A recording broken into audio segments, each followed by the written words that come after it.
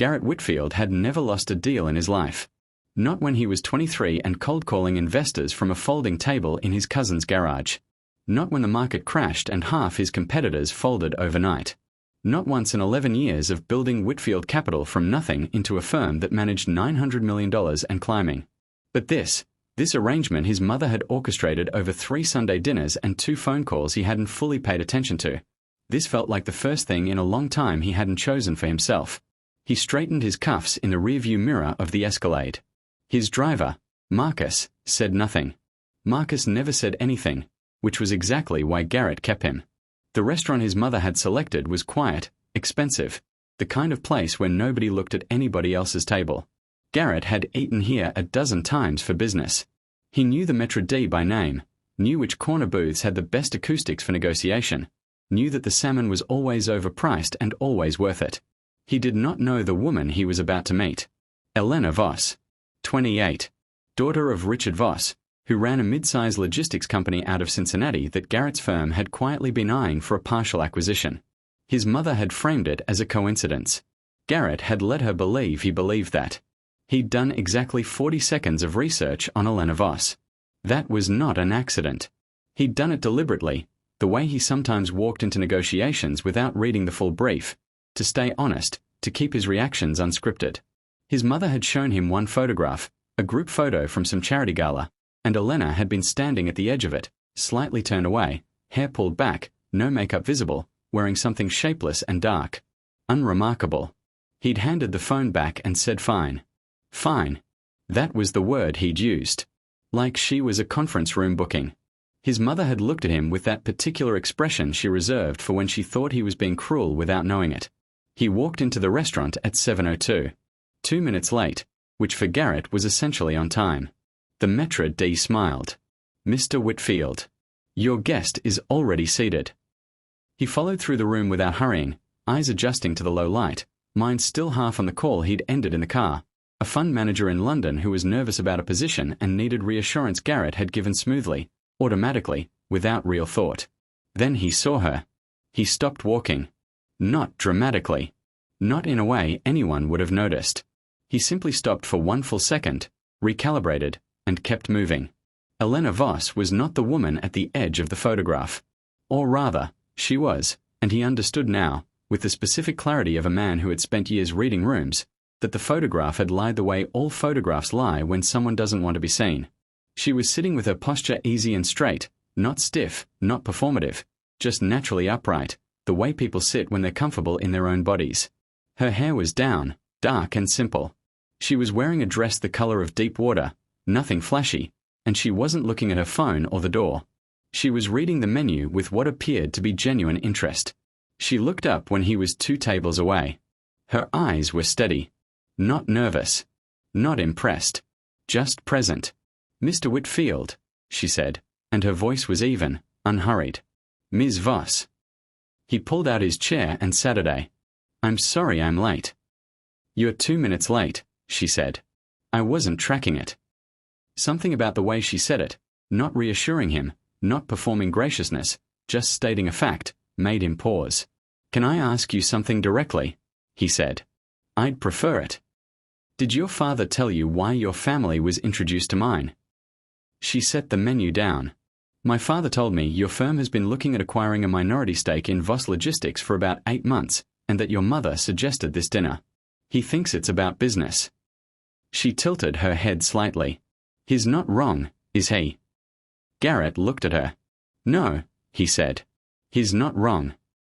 Okay. She picked the menu back up. The branzino looks good. Do you actually eat here or do you just take clients here? He blinked. Both. Is the branzino good? Yes. Then I'll have that. She closed the menu. I'm not going to pretend I came here with no awareness of the context, and I'm guessing you won't either. So we can either spend the first 45 minutes being polite about it or we can skip that part. Garrett studied her the way he studied term sheets, looking for the catch, the soft clause buried in the language, the place where something generous turned into something else. He didn't find one. Skip it, he said. Good. She folded her hands on the table. Neat hands, no rings, short nails. Then tell me what you actually want out of this. Not the arrangement. You. No one asked him that. Not like that. People ask him what he wanted from deals, from meetings, from quarters. His mother asked what he wanted from life, but she asked it with an agenda attached. Elena Voss asked it the way you'd ask someone directions. Like the answer was just information she needed. I don't know, he said.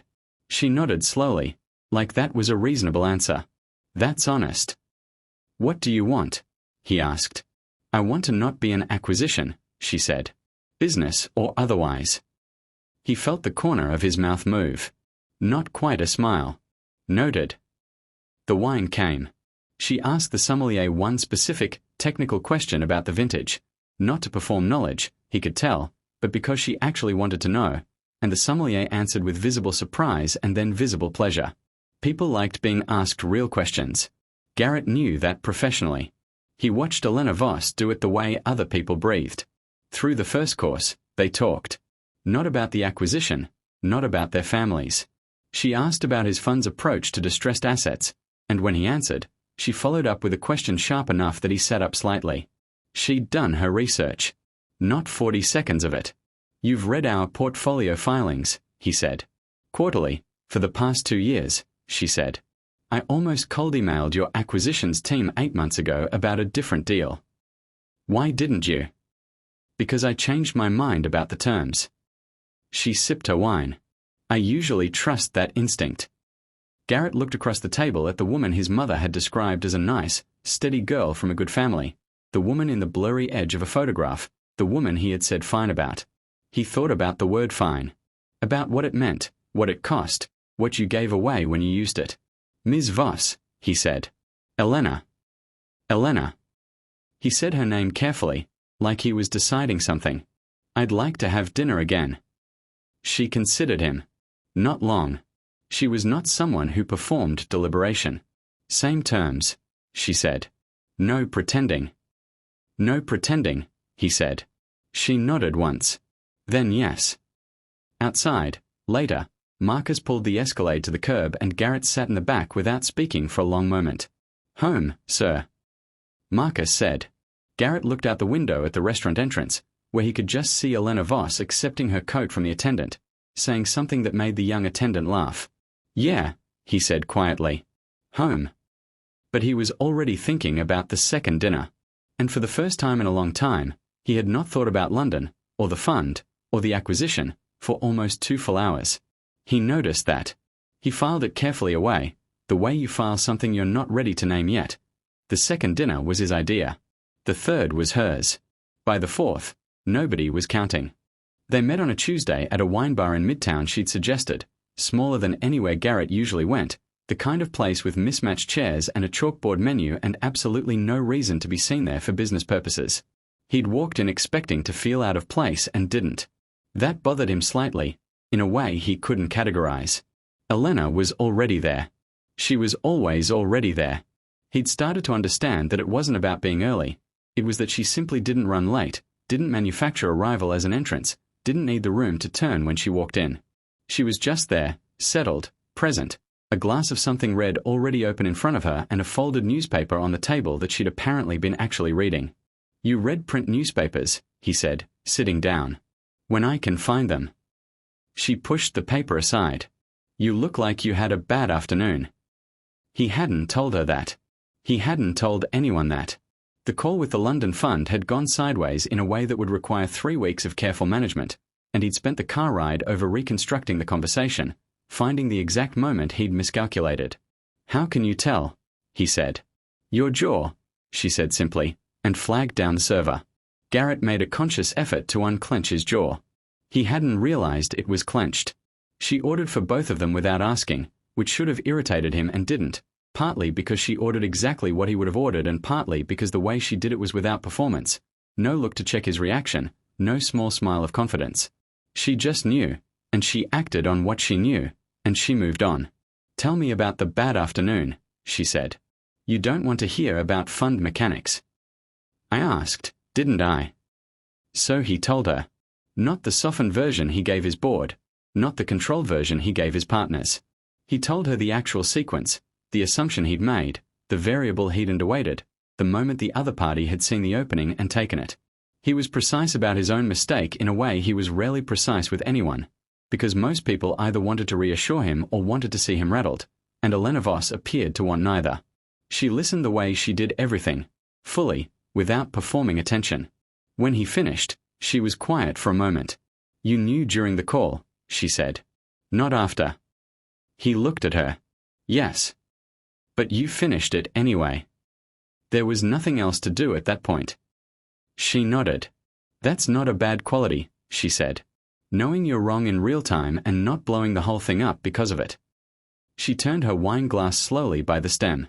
"Most people either don't know or they panic." "Which do you do?" "Neither, usually." A small pause. "I get quiet. People misread it as calm." "It's not. It's calculation," she said.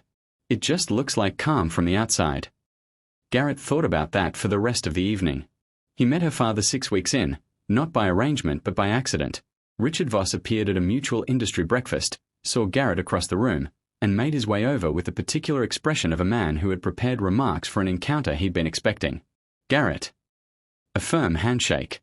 "I understand you and Elena have been spending some time together." "We have." Richard Voss was a straightforward man, the kind of executive who had built something solid through consistency rather than brilliance, and Garrett had a certain uncomplicated respect for that.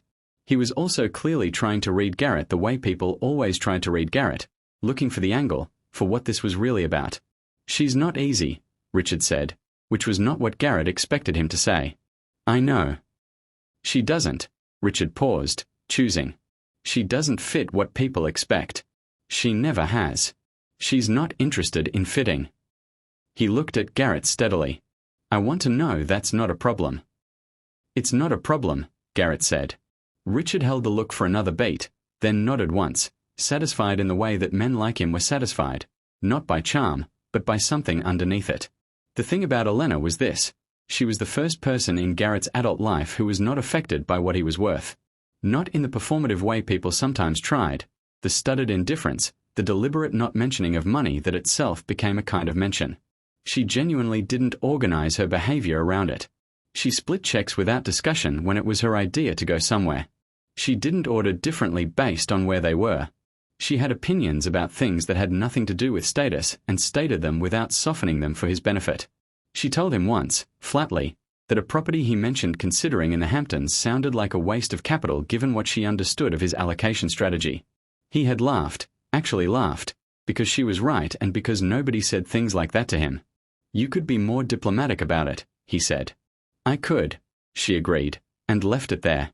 He was in his office on a Thursday afternoon, 7 weeks after that first dinner, when he understood that something had shifted. He was on a call, Tokyo this time, early for them, late for him, and somewhere in the middle of a complex sentence about currency exposure, he thought about something Elena had said the night before about her father's logistics routes, and how it intersected with exactly what he was discussing, and he made a connection he hadn't made before and it improved the call. He finished the sentence, wrapped the conversation, and sat in the quiet of his office afterward. She was showing up in his thinking. Not just personally. Professionally. In the architecture of how he was processing problems. That had never happened with anyone. He called her. She answered on the second ring, no greeting, just, "What's wrong?" "Nothing's wrong," he said. A short pause. "You don't call in the middle of the day." "I know."